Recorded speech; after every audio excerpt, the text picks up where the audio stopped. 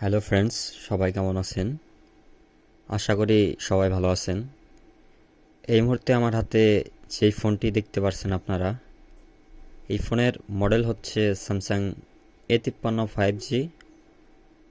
আর এই ফোনটির সমস্যা হচ্ছে স্যামসাং লেখা সে দাঁড়িয়ে থাকে ঘন্টার পর ঘন্টা, এবং কি চার্জে লাগালেও চার্জিংয়ের যেই পার্সেন্টেজটি সেটিও আসে না।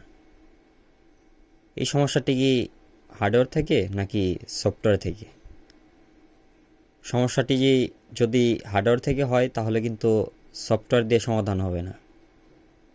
আবার যদি সফটওয়্যার থেকে সমস্যা হয় তাহলে কিন্তু হার্ডওয়্যার দিয়েও সমস্যাটি সমাধান হবে না।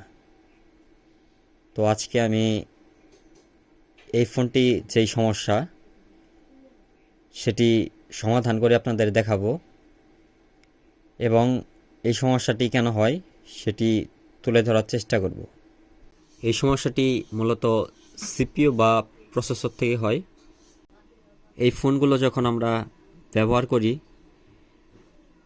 বা অনেক সময় পাবজি বা ফ্রি ফায়ার গেম খেলি, তখন দেখবেন যে প্রচুর পরিমাণে ফোনগুলো গরম হচ্ছে।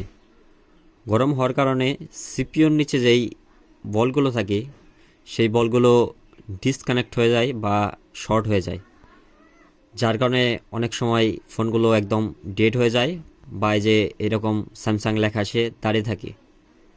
স্যামসাংয়ের আরও অনেক মডেল রয়েছে যেগুলোতে সিপিইউ ইস্যু রয়েছে।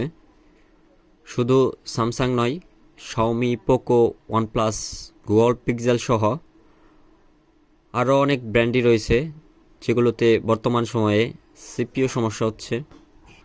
আপনারা যারা ইউজার রয়েছেন, যদি আপনাদের ফোনে হঠাৎ করেই এই ধরনের সমস্যা হয় তাহলে আপনারা কি করবেন?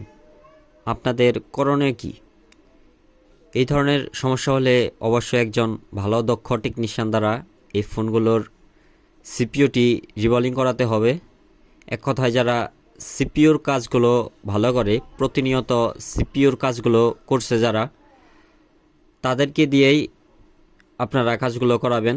যাদের কাছে একদম ডেড রিস্ক নেই বললেই চলে, তাদেরকে দিয়েই আপনারা ফোনগুলো রিপেয়ার করাবেন। আরেকটি, সিপিইউ রিবলিং করতে গিয়ে যদি সিপিইউটি কোনোভাবে ড্যামেজ হয়ে যায়, পরবর্তীতে আপনি যত ভালো টেকনিশিয়ানের কাছে নিয়ে যান, ফোনগুলো কিন্তু আর রান করা পসিবল হবে না। যার কাছে আপনারা ফোনগুলো রিপেয়ার করাতে দিবেন, সে সিপিইউর কাজগুলো করে কিনা একটু বুঝে শুনে যাচাই করে তারপরে কাজগুলো করতে দিবেন। আরেকটি, সিপিইউ রিবলিংয়ের কাজ যখন আমরা করি, এর পূর্বে কিন্তু আমাদের অনেকভাবেই চেক করে নিতে হয় ফোনটি কি আদৌ সিপিইউ থেকে সমস্যা রয়েছে নাকি অন্য কোনো জায়গা থেকে সমস্যা। আমাদের কনফার্ম হয়ে তারপরে কাজগুলো করতে হয়। প্রিয় ভিউয়ার্স, দেখুন আমার সিপিইউটি রিবলিং করে কিন্তু মাদারবোর্ডের সাথে ইনস্টল করা কমপ্লিট। এরপর আমি প্রথমেই চার্জারটি লাগাবো। চার্জারটি লাগিয়ে দেখব কী অবস্থায় রয়েছে। দেখুন এই যে চার্জিংয়ের লোগোটি চলে এসেছে। চার্জিংয়ের যেই পার্সেন্টেজটি সেটিও কিন্তু শো করেছে। আমি এখন ফোনটি অন করার চেষ্টা করব এবং দেখব ফোনটি অন হয় কিনা। দেখুন এই যে ফোনটি অন হয়ে গেছে। তো ভিডিওটি যদি আপনাদের কাছে ভালো লাগে, ভিডিওটিতে অবশ্যই একটি লাইক করবেন, কমেন্ট করে জানাবেন ভিডিওটি কেমন হয়েছে। ভিডিওটি দেখার জন্য সবাইকে ধন্যবাদ।